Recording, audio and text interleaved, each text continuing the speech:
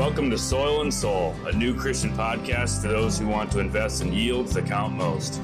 5 days a week during planting and harvest seasons, Soil and Soul looks to help you sow seeds and reap a golden harvest. Hello, and welcome to this week's edition of Family Friday on the Soil and Soul podcast.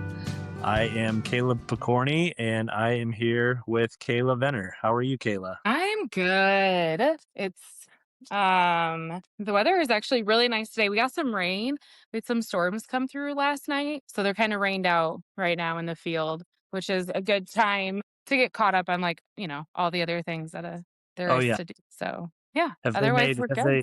Have they made good progress in the fields already? Yeah, they have done really well. We really only got in, I'm going to say Monday. Sunday afternoon was like the trial day of working out kinks. And then Monday, they finally were able to get in and worked all the way through really until yesterday. They had some breakdowns, but until about yesterday, mid-afternoon or late afternoon, I guess, then we had our storms come through. And I know right now they're fighting with the GPS. One of our tractors is not communicating from our computer to it. And so they're fighting with that. And I was like, I get where it's so beneficial. I see all the benefits of it and it everything that it can track. But I also am this just seems really unproductive though. Nothing. Good thing it is a rain day that, they can really work on that. But goodness. And my father-in-law is on the end of he's in his 60s where he and technology are the very love-hate relationship. Well, there's a lot of hate on the one side. And so then it's my husband who has to be, he's like, I am techie enough, but I don't want to do this kind of a thing. But I have to figure this out because he has no clue on where to start with that. So then it delays in that. And then you have any of our hired guys are yeah, so what do we got going on? And, managing people and all of that and phone calls in between. And I was like, wow, this just sounds like a lot. Yeah. Well, I think that's a good segue into the topic that I wanted to discuss today, which was, building resilience. So when you're dealing with setbacks like that, you kind of gotta have some patience or have some, some wherewithal to push through, the setbacks like that. So, what do you think, when you're working with your family, building, growing your family, trying to grow their faith, and we're trying to raise good people, right? I've got 4 kids, trying to raise good Christians. Our end goal is for, our entire family to get to heaven. What have you found to be some good strategies to just help your family kind of build resilience? We decided this really early on in parenting with our oldest is the technology thing. So with our oldest, who is 15, and your older 2 are roughly, kind of in that give or take a year or 2. Yep. So similar time of that. Do you feel or remember there was the push of the iPad, that was coming out and it was all these learning apps you can get and look at all these things you can do and whatever. And we very early on decided not to go the iPad route. One, we were really poor and could not afford for something like that when I had student loans, and we had also just bought a farm when he was in it was his senior year of college. He was buying. We decided that we weren't going to do that.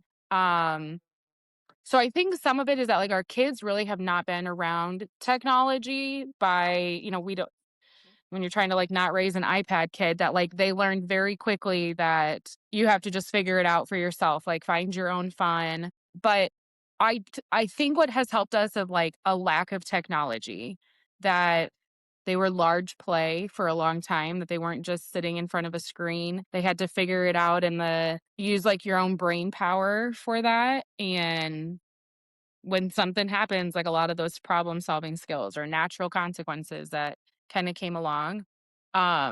But I'm also not going to sit here and say like our kids don't have technology. Like my oldest does have a phone um that we heavily monitor, things Yeah. like that. And that's been that's been an adventure. But even like my 9-year-old will watch, he'll get on YouTube, but he's watching like Farmer's Farm, or he's watching some guy 3D print things. And I'm like, Yeah. I mean, of all the things that are on YouTube, that's what you chose. So Yeah. um I think that that's been a lot. Coming as like a former teacher, I could definitely see the kids that were, iPad kids or got phones when they were in second and third grade, and they've just really have always been on a screen.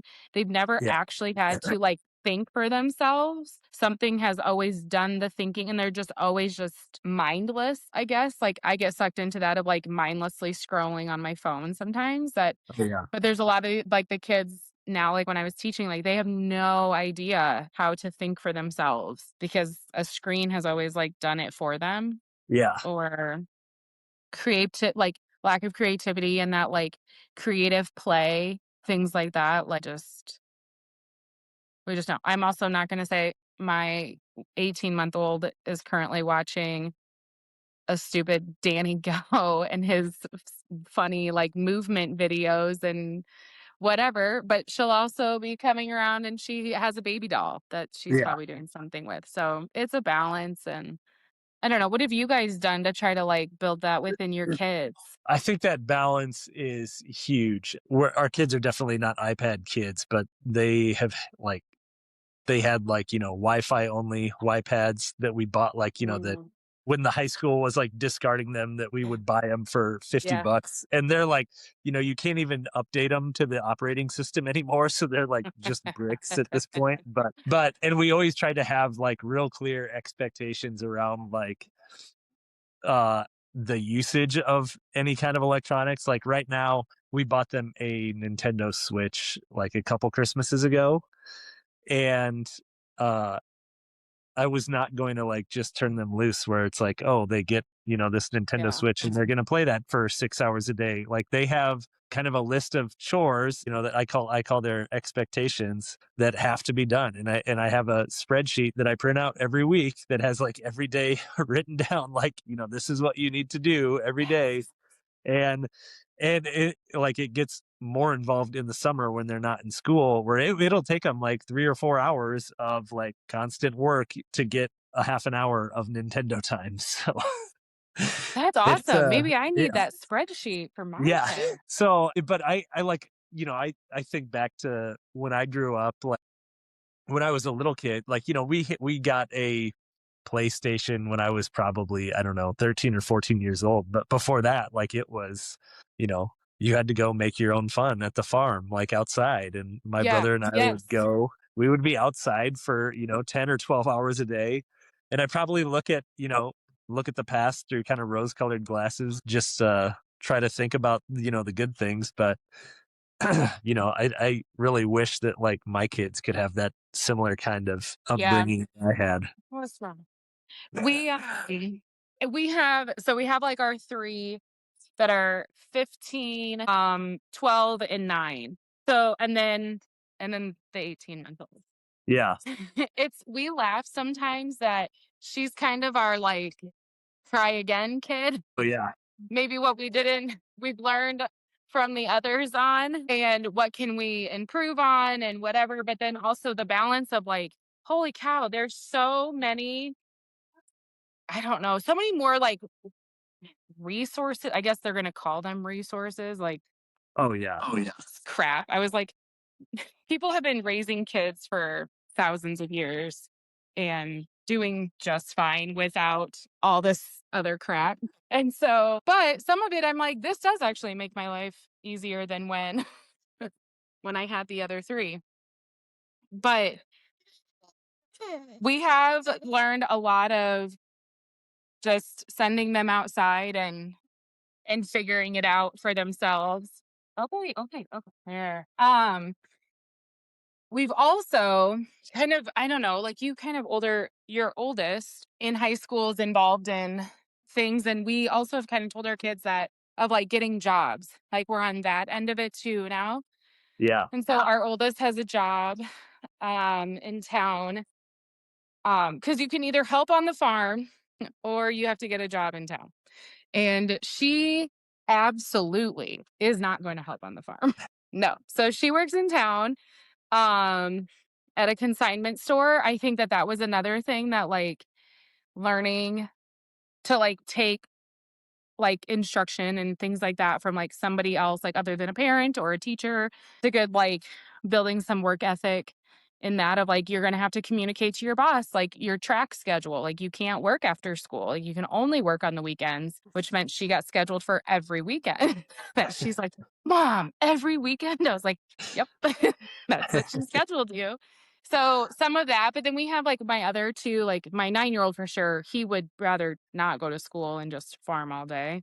And then our 12-year-old, she likes the farm, she likes that kinda stuff, but she's kind of that, like, in between of that. So I think that kinda builds some of that work ethic, some of that, like, resilience that we do a lot of, like, you just have to figure it out on your own situation. Like, I am not going to do everything for you.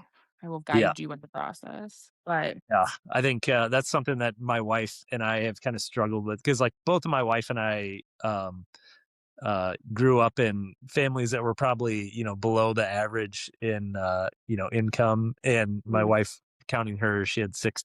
I was in a family of 4 kids. So, we both had decent sized families, and we know like how we grew up, and, we were wearing hand me downs or handmade yeah. clothes. Never had like the nicest things. And then we look at like what our kids have, and we're like, man, like, and then sometimes our kids will make comments and we're like, you guys are so entitled. Like you You don't don't even understand. know. Yeah.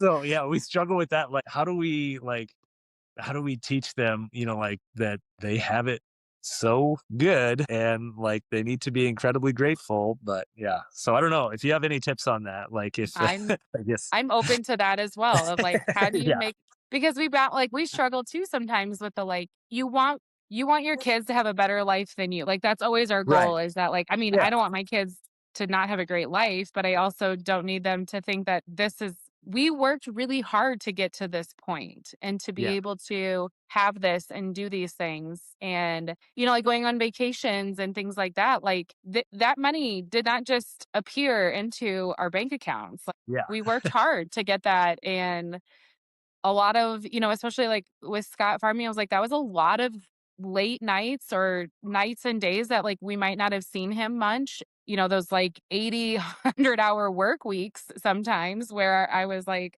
"Yeah, like, you guys, your dad," especially now staying home, I'm like, "Your dad is working incredibly hard so that we can do this." Like, we're not just, like we are not trust fund kids, and Right. you for sure are not a trust fund kid. So but yeah, it then so kind of like forcing like them that you have to have a job and you have to my kids, 2 of them are in 4-H, so they have responsibilities of animals too when it comes to the fair. So they learn very quickly that those bottle calves want fed every Oh morning yeah. and every night. So it doesn't matter if it's raining outside or not, or if it's a beautiful morning. That little bottle calf wants fed just like you Yeah. want breakfast. So there's a lot of that. We kind of and then there's the borderline of like, oh, am I being like too harsh on them? My husband's always like, no, no, you Yeah. could be you could be harsher. I was like, oh, I don't know. But I don't know. Your kids are involved in sports. Did you mention that earlier? Yes. Yes. So May and Libby, our 2 oldest, are in freshman year and 7th grade. So they both did cross country in the fall. Libby did basketball. May has done basketball in the past, but didn't go out in high school. Um, and Samson, our 10-year-old, he does basketball. He is playing soccer right now. So I know we were talking earlier about spring track, like spring soccer is kind of the same thing because it's early morning Saturday games and it's usually like 50 degrees and 20-mile-an-hour wind. Yeah, Yeah. it's And not real pleasant to be out there. throw in some drizzle in there Yeah. and you're like, surely they'll call it, and they don't. Yeah, They yeah. really don't. Yeah, our 5-year-old is also playing soccer, and she is like singularly focused. Like when I told her that she had a game tomorrow, she's like, "Oh, so that means we get snacks." That's the one thing she associates with soccer now is the snacks after the game. So I love that girl already. Like, listen, I'll go out if there's a snack involved. yeah, Oh my gosh, that's so funny. so yeah, Um, and they've got to manage their time too because like the two older girls are also in band. And the three oldest are in 4-H now. So Samson, he is in his first year of 4-H. The girls have been doing it for a few years, and the girls take piano lessons. It takes quite a bit to manage the calendar. I know, like we have a shared family calendar, like on our iPhones that all of us can see, and that helps a lot. But I know Sydney and I, we still have to, like, every week, usually on a Saturday or Sunday, we sit down and kind of go over, okay, like what's our schedule coming up this week? Like are there nights that we have to have dinner early or like what are we going to do for menu like this week to make sure everything is yeah. covered and everyone is fed. And yeah, so it takes a lot of planning, a lot of communication, definitely, to keep everything going. Yeah, it really like we do that too on like very quickly in the brief of like which is kind of like what's coming up for the week. I do a lot of I'm gonna say 99% of the transportation gets done by Oh yeah. me. Yeah. And which is totally fine.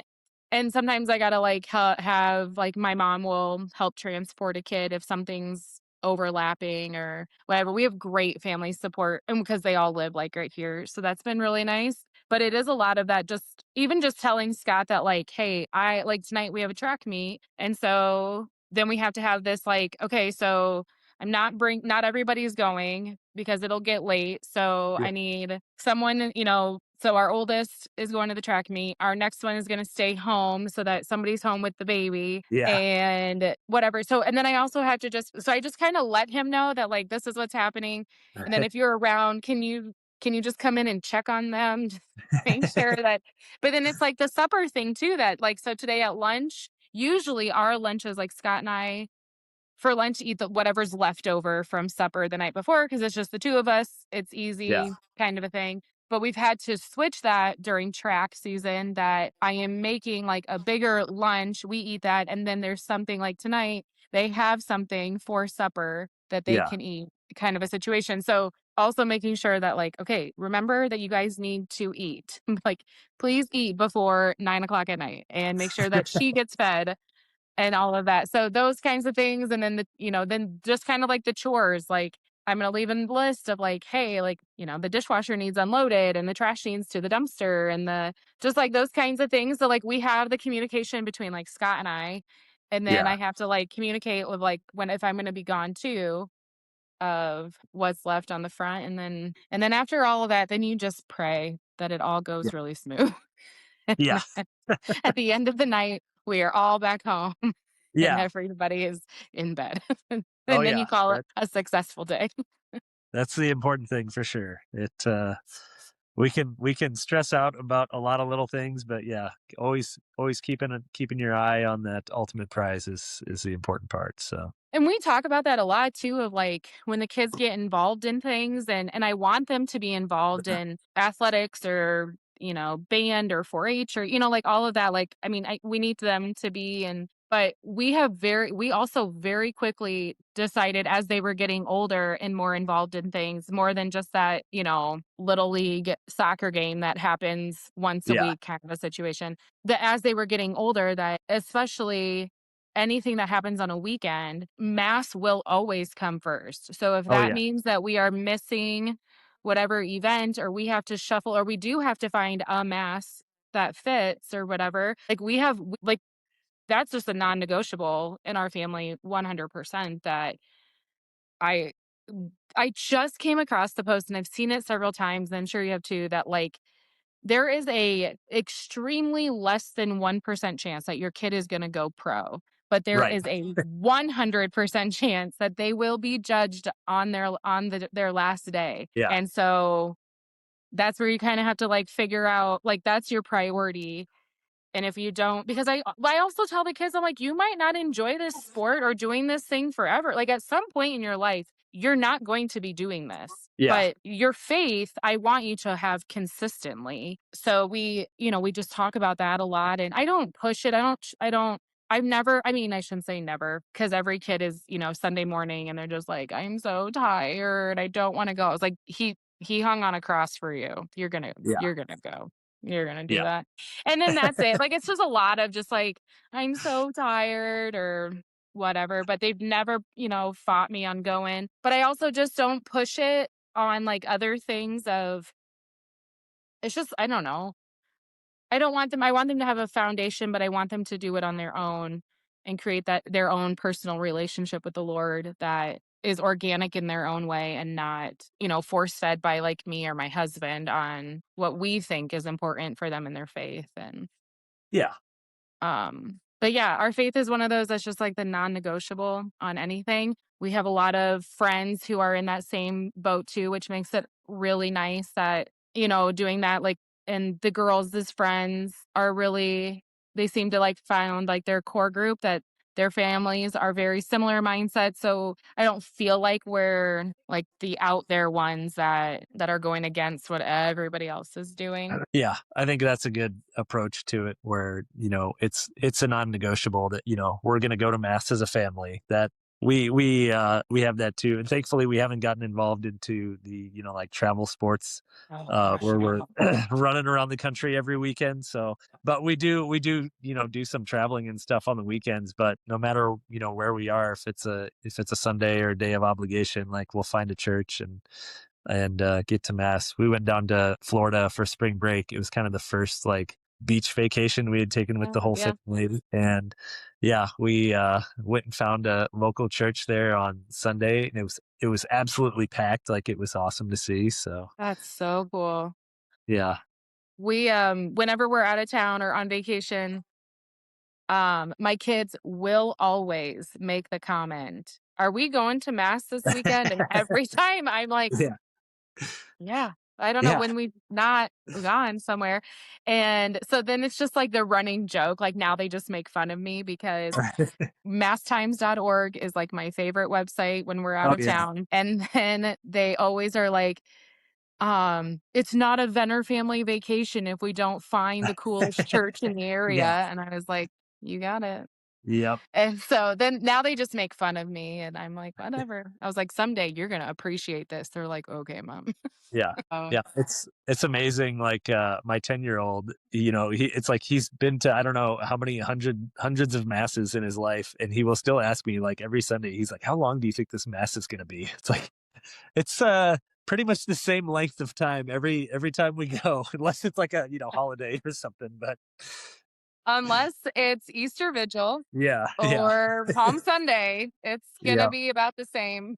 yeah, That reminds me of a one time I don't know, I was probably in college maybe. I just remember my dad telling me a story. He was going to mass. It was a Saturday night mass and he had to meet my mom there because he was coming from something or whatever. So and he was like running kind of late or whatever and he opens the doors to the back and father is like there with the servers and they're making the announcements. And my dad was like, oh gosh, I'm so sorry.